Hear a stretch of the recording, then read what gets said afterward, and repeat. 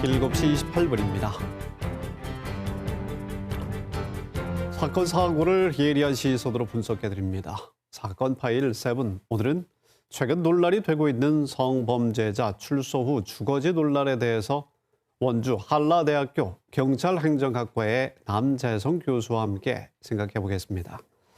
교수님 어서 오십시오. 네, 안녕하세요. 네, 성범죄자의 귀향을 앞두고 참 여러 가지 문제가 발생하고 있습니다. 강원도는 물론이고 전국적으로 마찬가지 상황이지요.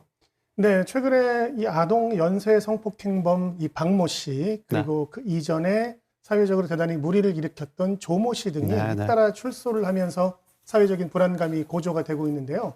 이러한 사례들은 강원도에서도 지속적으로 이어지고 있습니다. 대표적으로 최근에 강원도 원주시에서는요, 61세 남성이 아동들을 유인해서 성폭행하려다 미수에 그친 혐의로 징역 4년형을 선고를 받았는데요.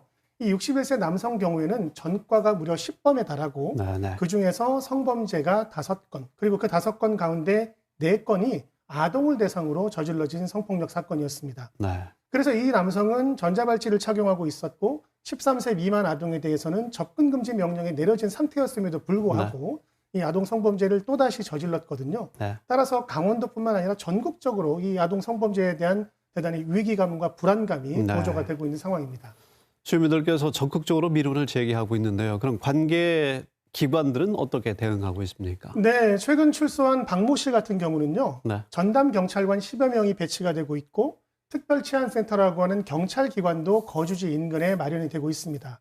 또 순찰 차량 3대가 지속적으로 순찰을 하고 있고 순찰 인력도 증원을 하고 있습니다. 뿐만 아니라 22시부터 06시까지 외출 제한 명령도 내려지고 있고요. 마찬가지로 13세 미만 아동에 대해서는 접근 금지 명령도 내려지고 있거든요.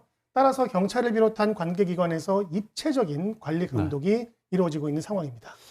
일부에서는 그래서 출소 후에 주거지를 제한하자 이런 의견도 지금 나오고 있는 상황인데요. 교수님, 현실적으로 가능한 일인가요?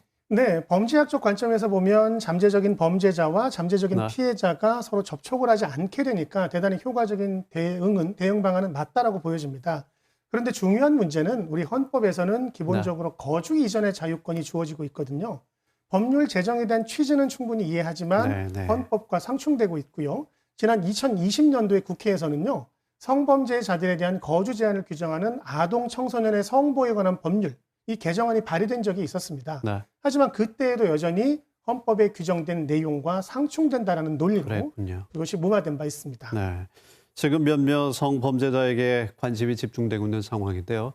자, 다른 성범죄자의 관리에는 문제가 없을까요? 어떻게 보십니까? 네, 이것이 이제 가장 큰 문제입니다. 사회적으로 많은 파장을 몰고 왔던 성범죄자들한테는 엄격한 관리 체계가 이루어지고 있지만 그 외에 일반적인 성범죄자들, 소위 말해서 덜 알려진 범죄자들은 방치가 되고 있는 상황이다라고 볼 수도 있거든요.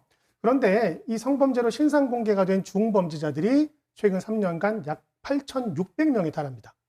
그리고 전국적으로 볼 때요, 학교 주변에 반경 1km 이내에 성범죄자가 거주하는 학교가 전체의 49%.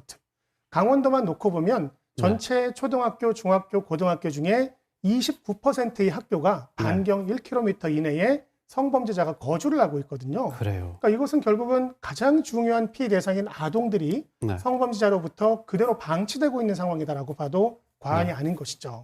원주의 상황을 조금만 더 자세히 말씀해 주시면 좋을 것 같은데요. 네, 원주 같은 경우도요. 반경 1km에 성범죄자가 거주하는 비율이 30%가 넘습니다.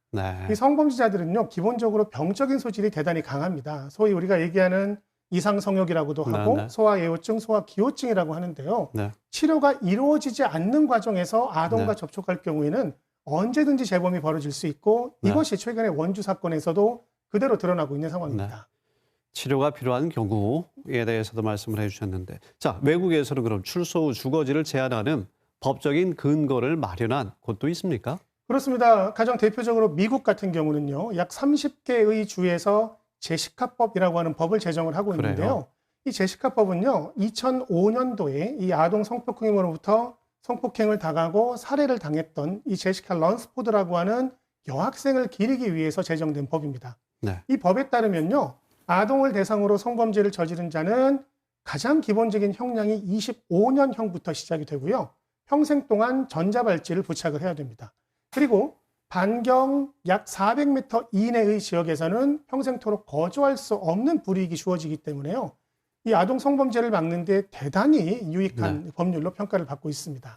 주민들의 불안은 물론이고 전체적인 여론도 점점 비등하고 있는 그런 상황인데 이런 거를 종합했을 때 외국의 사례도 우리가 참고하고요. 우리 사회는 그럼 앞으로 어떻게 이것을 보완해 나가면 좋겠다고 생각하십니까? 네, 가장 많이 제기가 되는 것이 이제 소위 제시카법과 유사한 입법적인 보완을 하자라는 논리는 분명히 제기가 되는데요. 네. 말씀드렸다시피 헌법상의 기본권과 상충이 됩니다.